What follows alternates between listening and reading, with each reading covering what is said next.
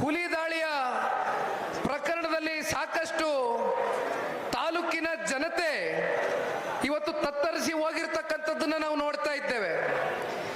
ಸಾಕಷ್ಟು ಮನೆಗಳಿಗೆ ಹುಲಿ ದಾಳಿಯಾದಂತ ಸಾಕಷ್ಟು ಜನ ರೈತಾಪಿ ವರ್ಗಕ್ಕೆ ಬಹಳ ಗಂಭೀರವಾಗಿ ಗಾಯಗೊಂಡಂತ ಸಂದರ್ಭದಲ್ಲಿ ಕೃಷ್ಣ ನಾಯಕರು, ನಾನು ಪತ್ರಿಕೆಯಲ್ಲಿ ಆ ಮಾಹಿತಿಯನ್ನ ಪಡ್ಕೊಂಡು ಅವ್ರಿಗೆ ಕರೆದು ಕೂರಿಸಿ ಮಾತಾಡಿದಂತ ಸಂದರ್ಭದಲ್ಲಿ ಒಂದು ಕೃಷ್ಣ ನಾಯಕರೇ ಒಂದು ಸಮಯ ನಿಗದಿ ಮಾಡಿ ಯಾವ ರೈತ ಕುಟುಂಬಗಳಿಗೆ ಅವರ ಹೊಲ ಗದ್ದೆಗಳಲ್ಲಿ ಕೆಲಸ ಮಾಡಬೇಕಾದಂತ ಸಂದರ್ಭದಲ್ಲಿ ಆ ಪ್ರಾಣಿ ಜೊತೆಗೆ ಒಂದು ಸಂಘರ್ಷಕ್ಕೆ ಒಳಗಾದಂತ ರೈತರ ಮನೆಗಳಿಗೆ ಭೇಟಿ ಕೊಡ್ತಕ್ಕಂಥ ಒಂದು ಕಾರ್ಯಕ್ರಮವನ್ನು ನಿಗದಿ ಮಾಡಿ ನಾನು ಬರ್ತೇನೆ, ಇಡೀ ದಿನ ನಾನು ಕ್ಷೇತ್ರವನ್ನ ಪ್ರವಾಸವನ್ನ ಇಟ್ಕೊಳ್ತೇನೆ, ನನ್ನನ್ನು ಕರ್ಕೊಂಡು ಹೋಗೋಣ, ಜೊತೆಯಲ್ಲಿ ಸಾಂತ್ವನವನ್ನ ಹೇಳೋಣ, ಜೊತೆಯಲ್ಲಿ ಕೈಲಾದಷ್ಟು ಮಟ್ಟಿಗೆ ಕೃಷ್ಣ ನಾಯಕರು ಧನ ಸಹಾಯವನ್ನು ಮಾಡಿದ್ದಾರೆ. ಅದೇನು ದೊಡ್ಡ ವಿಚಾರ ಅಂತ ನಾನು ಹೇಳಲಿಕ್ಕಿಲ್ಲ, ಕಾರಣ ಇದು ಅವರ ಕರ್ತವ್ಯ, ನಮ್ಮೆಲ್ಲರ ಕರ್ತವ್ಯ.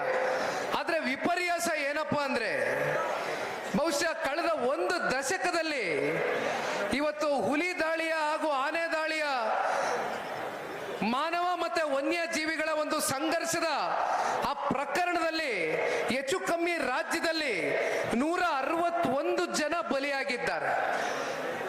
ಒಂದು ದಶಕದಲ್ಲಿ ಇದು ಅತ್ಯಂತ ಗರಿಷ್ಠ ಮಟ್ಟಕ್ಕೆ ಹೋಗಿ ತಲುಪಿದೆ ಅಂತಕ್ಕಂಥದ್ದಾದ್ರೆ ರಾಜ್ಯ ಸರ್ಕಾರದ ಅರಣ್ಯ ಮಂತ್ರಿಗಳು ಯಾವ ರೀತಿ ಅವರ ಕೆಲಸವನ್ನ ನಿರ್ವಹಣೆ ಮಾಡ್ತಾ ಇದ್ದಾರೆ ಅಂತಕ್ಕಂಥದ್ದು ಬಹುಶಃ ಇದಕ್ಕಿಂತ ದೊಡ್ಡ ಉದಾಹರಣೆ ಇನ್ನೊಂದು ಸಿಕ್ಲಿಕ್ಕಿಲ್ಲ.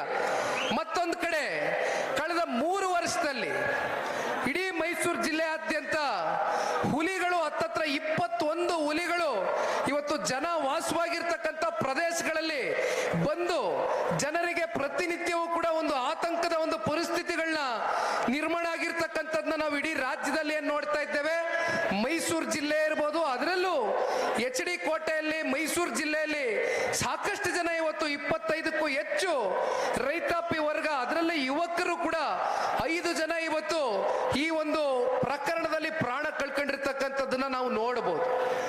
ಇವೆಲ್ಲವನ್ನ ಸರಿಪಡಿಸಬೇಕಾಗಿರ್ತಕ್ಕಂಥ ಜವಾಬ್ದಾರಿ ಮತ್ತೆ ಹೊಣೆಗಾರಿಕೆ ಸರ್ಕಾರದ ಮೇಲೆ ಮತ್ತೆ ಸರ್ಕಾರದ ಅರಣ್ಯ ಮಂತ್ರಿಗಳ ಮೇಲೆ ಏನಿದೆ. ಆದ್ರೆ ವಿಪರ್ಯಾಸ ಇವತ್ತು ಆನೆಗಳು ಬರ್ತವೆ. ಆನೆಗಳು ಬಂದಂತ ಸಂದರ್ಭದಲ್ಲಿ ಇವತ್ತು ನೀವು ರೈಲ್ವೆ ಫೆನ್ಸಿಂಗ್ಗಳನ್ನ ನಿರ್ಮಾಣ ಮಾಡಬೇಕಾಗ್ತದೆ. ರೈಲ್ವೆ ಫೆನ್ಸಿಂಗ್ ಅನ್ನ ನಿರ್ಮಾಣ ಮಾಡಿದ್ರೆ ಮಾತ್ರ ಇವತ್ತು ಆನೆಗಳನ್ನಾಗ್ಲಿ ಹುಲಿಗಳನ್ನಾಗ್ಲಿ ಯಾವುದೇ ಪ್ರಾಣಿಗಳು ಇವತ್ತು ಜನ ವಾಸವಾಗಿರ್ತಕ್ಕಂಥ ಪ್ರದೇಶಕ್ಕೆ ಬರ್ತಕ್ಕಂಥದಕ್ಕೆ ತಡೆಗಟ್ಟತಕ್ಕಂಥದಕ್ಕೆ ಇರುವಂತದಕ್ಕೆ ನಮಗೆ ಒಂದೇ ಅವಕಾಶ.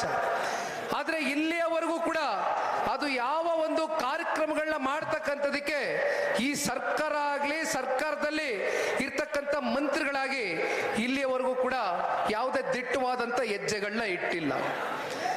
ಇವೆಲ್ಲವನ್ನ ನೋಡ್ತಾ ಸನ್ಮಾನ್ಯ ಕುಮಾರಣ್ಣವರು ಇವತ್ತೇನು ಕೇಂದ್ರದಲ್ಲಿ ಕೂತಿದ್ದಾರೆ, ಒಂದ್ ಮಾತಿನ ನಿಮ್ಗೆ ತಿಳಿಸ್ಲಿಕ್ಕೆ ಬಯಸ್ತೇನೆ. ಪರಿಸರ ಮತ್ತೆ ಅರಣ್ಯ ಕೇಂದ್ರದ ಮಂತ್ರಿಗಳು ಭೂಪೇಂದ್ರ ಯಾದವ್ ಅವ್ರನ್ನ ಸನ್ಮಾನ್ಯ ಕುಮಾರಣ್ಣವರು ಇತ್ತೀಚಿನ ದಿನಗಳಲ್ಲಷ್ಟೇ ಕಳೆದ ವರ್ಷ ಭೇಟಿ ಮಾಡ್ತಾರೆ. ಈ ಪ್ರಕರಣಗಳು ಯಾವಾಗ ಬಹಳ ದೊಡ್ಡ ಮಟ್ಟದಲ್ಲಿ ಬೆಳಕಿಗೆ ಬಂತು ಆ ಸಂದರ್ಭದಲ್ಲಿ ಸನ್ಮಾನ್ಯ ಕುಮಾರಣ್ಣವರು ನಾನು ಕೇವಲ ಉಕ್ಕು ಮತ್ತೆ ಬೃಹತ್ ಕೈಗಾರಿಕೆಯ ಸಚಿವರು ಅಂತಕ್ಕಂಥದ್ದು ಇವತ್ತು ಅವ್ರ ಮನಸ್ಸಲ್ಲಿಟ್ಟು ಕೆಲಸ ಮಾಡ್ತಾ ಇಲ್ಲ. ನಮ್ಮ ರಾಜ್ಯದ ರೈತರಿಗೆ ಯಾವುದೇ ಒಂದು ಸಂದರ್ಭದಲ್ಲಿ ಅಥವಾ ನಮ್ಮ ರಾಜ್ಯದ ಜನತೆಗೆ ಯಾವುದೇ ವರ್ಗದ ಜನತೆಗೆ ಸಮಸ್ಯೆ ಉಂಟಾದಂತ ಸಂದರ್ಭದಲ್ಲಿ ಕನ್ನಡ ನಾಡಿನ ಹೆಮ್ಮೆಯ ಪುತ್ರ ಸನ್ಮಾನ್ಯ ಕುಮಾರಣ್ಣ ಅವರು ಇರ್ತಾರೆ ಅಂತಕ್ಕಂಥದನ್ನ ಭೂಪೇಂದ್ರ ಯಾದವ್ ಅವ್ರನ್ನ ಭೇಟಿ ಮಾಡಿ ಹೇಗಾದ್ರೂ ಮಾಡಿ ಇದಕ್ಕೆ ಒಂದು ಶಾಶ್ವತವಾದಂತ ಒಂದು ಪರಿಹಾರವನ್ನ ಕಲ್ಪಿಸ್ಕೊಡ್ಬೇಕು ಅಂತಕ್ಕಂಥ ನಿಟ್ಟಿನಲ್ಲಿ ಚರ್ಚೆಯನ್ನ ಮಾಡುವ ಮೂಲಕ ಭೂಪೇಂದ್ರ ಯಾದವ್ ಅವರು ಕೇಂದ್ರದ ಅರಣ್ಯ ಸಚಿವರೇನಿದ್ದಾರೆ ಅಧಿಕಾರಿಗಳಿಗೆ ಒಂದು ವರದಿಯನ್ನ ಕೊಡಿ ಅಂತಕ್ಕಂಥದನ್ನ ತಾಕೀತು ಮಾಡುವ ಮೂಲಕ ಇನ್ನು ಕೂಡ ಪಾರ್ಲಿಮೆಂಟ್ 3ನೇ ತಾರೀಕುವರೆಗೂ ನಡೀತಾ ಇದೆ. ಈ ಪಾರ್ಲಿಮೆಂಟ್ ಒಳಗಡೆ ಇದಕ್ಕೆ ಯಾವುದಾದ್ರೂ ರೀತಿ ಏನೊಂದು ಪರಿಹಾರವನ್ನ ಕಂಡುಕೊಡ್ತಕ್ಕಂಥದ್ದಕ್ಕೆ ಸಾಧ್ಯವೋ ಒಂದು ವರದಿಯನ್ನ ನನಗೆ ಆನ್ ಟೇಬಲ್ ತೆಗೆದುಕೊಂಡು ಬಂದು ಕೊಡಿ ಅಂತಕ್ಕಂಥ ಆದೇಶವನ್ನ ಪರಿಸರ ಮತ್ತು ಅರಣ್ಯ ಇಲಾಖೆಯ ಮಂತ್ರಿಗಳು ಭೂಪೇಂದ್ರ ಯಾದವ್ ಅವರು ಇವತ್ತು ಒಂದು ಮಾತನ್ನ ಸನ್ಮಾನ್ಯ ಕುಮಾರಣ್ಣ ಅವ್ರಿಗೆ ಕೊಟ್ಟಿದ್ದಾರೆ. ದಯಮಾಡಿ ನಿಮ್ ಗಮನದಲ್ಲಿ ಇರಲಿ. ಜೊತೆಯಲ್ಲಿ ಇವತ್ತು ಒಂದ್ ಕಡೆ ಹುಲಿ ದಾಳಿ, ಮತ್ತೊಂದ್ ಕಡೆ ಇವತ್ತು ತಾರಕ ಜಲಾಶಯ ಏನಿದೆ ಆ ಜಲಾಶಯ ಕಾಲುವೆಗಳನ್ನ ಆಧುನೀಕರಣ ಮಾಡ್ತಕ್ಕಂಥದಕ್ಕೆ 88 ಕೋಟಿ ರೂಪಾಯಿಯಷ್ಟು ಹಣವನ್ನ ಬಿಡುಗಡೆ ಮಾಡಬೇಕು ಅಂತಕ್ಕಂಥ ಪ್ರಸ್ತಾವನೆ ಇವತ್ತು ಈ ರಾಜ್ಯ ಸರ್ಕಾರದ ಮುಂದೆ ಇಟ್ಟರೂ ಕೂಡ ರಾಜ್ಯ ಸರ್ಕಾರ ಇತ್ತೀಚಿನ ದಿನಗಳಲ್ಲಿ ಬಡ್ಜೆಟ್ ಅನ್ನ ಮಂಡಿಸ್ತಾರೆ. ಆ ಬಡ್ಜೆಟ್ ನಲ್ಲಿ 88 ಕೋಟಿ ರೂಪಾಯಿ ಇವತ್ತು ಕಾಲುವೆಗಳ ಆಧುನೀಕರಣಕ್ಕೆ ಕೊಡಬೇಕಾದಂತ ಹಣವನ್ನ ಇವತ್ತು ಕೊಡ್ಲಿಕ್ಕೆ ಸಾಧ್ಯ ಆಗಿಲ್ಲ. 136, 138, 140 ಇವತ್ತು ಬೀಗ್ತಾರೆ. ಇವತ್ತು ಕಾಂಗ್ರೆಸ್ನವರು ದೊಡ್ಡ ಮಟ್ಟದಲ್ಲಿ ಇವತ್ತು ಆಡಳಿತವನ್ನ ಮಾಡ್ತಾ ಇದ್ದೇವೆ. 140 ಸ್ಥಾನ ರಾಜ್ಯದ ಜನ ನಮಗೆ ಕೊಟ್ಟಿದ್ದಾರೆ ಅಂತಕ್ಕಂಥದ್ನ ಕೇವಲ ನೀವು ನಿಮ್ಮ ಬೆನ್ನನ್ನ ತಟ್ಕೊಳ್ತಕ್ಕಂಥದ್ದಲ್ಲ, ರಾಜ್ಯದ ಜನತೆ ನಿಮ್ಮನ್ನ ಆಶೀರ್ವಾದ ಮಾಡಿದಂತ ಸಂದರ್ಭದಲ್ಲಿ ಇವತ್ತು ಮೈಸೂರು ಜಿಲ್ಲೆಗೆ ಸೇರಿರ್ತಕ್ಕಂಥ ಏನಿವತ್ತು ನಮ್ಮ ಕೋಟೆ ತಾಲೂಕಿದೆ, ಮಾನ್ಯ ಮುಖ್ಯಮಂತ್ರಿಗಳು ಪ್ರತಿನಿಧಿಸ್ತಾ ಇರ್ತಕ್ಕಂಥ ಜಿಲ್ಲೆ. ಇಂಥ ಒಂದು ಜಿಲ್ಲೆಯಲ್ಲಿ ಇಂಥ ಘಟನೆಗಳು, ದುರ್ಘಟನೆಗಳು ನಡಿಬೇಕಾದಂತ ಸಂದರ್ಭದಲ್ಲಿ ಮುಖ್ಯಮಂತ್ರಿಗಳು ಕಣ್ಣು ಮುಚ್ಕೊಂಡು ಕೂತಿದ್ದಾರೆ. ಇದಕ್ಕೆ ಇನ್ನೊಂದು ವಿಪರ್ಯಾಸ ಏನಪ್ಪಾ ಅಂದ್ರೆ, ಇತ್ತೀಚಿನ ದಿನಗಳಲ್ಲಿ ತಾವೆಲ್ಲ ಪತ್ರಿಕೆಗಳಲ್ಲಿ ಓದಿದಿರಿ ಅಂತ ನಾನು ಅನ್ಕೊಂಡಿದ್ದೀನಿ. ಕೇರಳದಲ್ಲಿ ಒಂದು ಭೂಕುಸಿತ ಆಗತ್ತೆ. ಭೂಕುಸಿತ ಆಗಿ ಸಾಕಷ್ಟು ಜನ ಪಾಪ ಅಲ್ಲಿ ಜನರ ಜೀವನ ಅಸ್ತವ್ಯಸ್ತ ಆಗದಂಥದ್ದನ್ನ ನಾವು ನೋಡಿದ್ದೇವೆ. ಅವ್ರ ಮೇಲೆ ನಮಗೆ ಅನುಕಂಪ ಇದೆ. ಆದ್ರೆ ಇಲ್ಲಿ ಜನಕ್ಕೆ ನೀವು ಪರಿಹಾರವನ್ನ ಘೋಷಣೆ ಮಾಡಿದಿರಾ. ಅಲ್ಲೆಲ್ಲೋ ಅತಿವೃಷ್ಟಿಯಾಗಿ ಬೀದರ್ನಲ್ಲಿ, ಯಾದಗಿರಿನಲ್ಲಿ, ಕಲಬುರಗಿನಲ್ಲಿ ರೈತರು ಬೀದಿಗೆ ಬರ್ತಾರೆ. ಅಂತ ರೈತರ ಬಗ್ಗೆ ನಿಮ್ಗೆ ಕಾಳಜಿ ಇಲ್ಲ, ಅಂತ ರೈತರ ಬಗ್ಗೆ ನಿಮ್ಗೆ ಚಿಂತೆ ಇಲ್ಲ.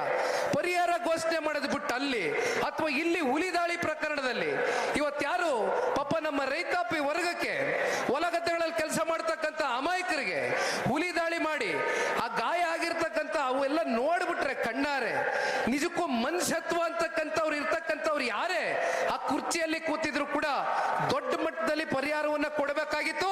ಮತ್ತೆ ಮುಂದೊಂದು ದಿನ ಇಂಥ ಘಟನೆಗಳಾಗದೇ ಇರತಕ್ಕಂಥ ನಿಟ್ಟಿನಲ್ಲಿ ಮಾನ್ಯ ಮುಖ್ಯಮಂತ್ರಿಗಳು ಹೆಜ್ಜೆ ಇಡಬೇಕಾಗಿತ್ತು. ಆದ್ರೆ ವಿಪರ್ಯಾಸ, ಕೇರಳದಲ್ಲಾದಂತ ಭೂಕುಸಿತಕ್ಕೆ 10 ಕೋಟಿ ರೂಪಾಯಿ ಘೋಷಣೆ ಮಾಡಿದ್ದಾರೆ ಮಾನ್ಯ ಮುಖ್ಯಮಂತ್ರಿಗಳು. ಎಷ್ಟು? 10 ಕೋಟಿ ರೂಪಾಯಿ. ಅದೇ ನಮ್ಮ ರಾಜ್ಯಕ್ಕೆ ಒಂದು ಪಿಡುಗಾಸಿಲ್ಲ. ರೈತರ ಕಷ್ಟ ಅಲ್ಲವ್ರೆ. 3,000ಕ್ಕೂ ಹೆಚ್ಚು ರೈತರು ಆತ್ಮಹತ್ಯೆ ಮಾಡ್ಕೊಂಡವ್ರೆ.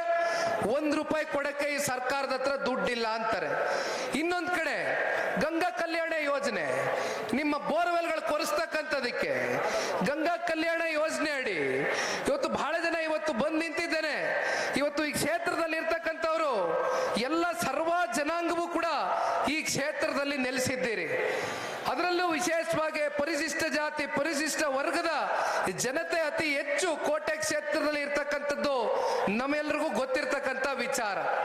ಆದ್ರೆ ಯಾವ ಒಬ್ಬ ದಲಿತ ರೈತನಿಗೆ ಗಂಗಾ ಕಲ್ಯಾಣ ಯೋಜನೆ ಅಡಿ ಸರ್ಕಾರದ ಕಡೆಯಿಂದ ಬೋರ್ವೆಲ್ಗಳನ್ನ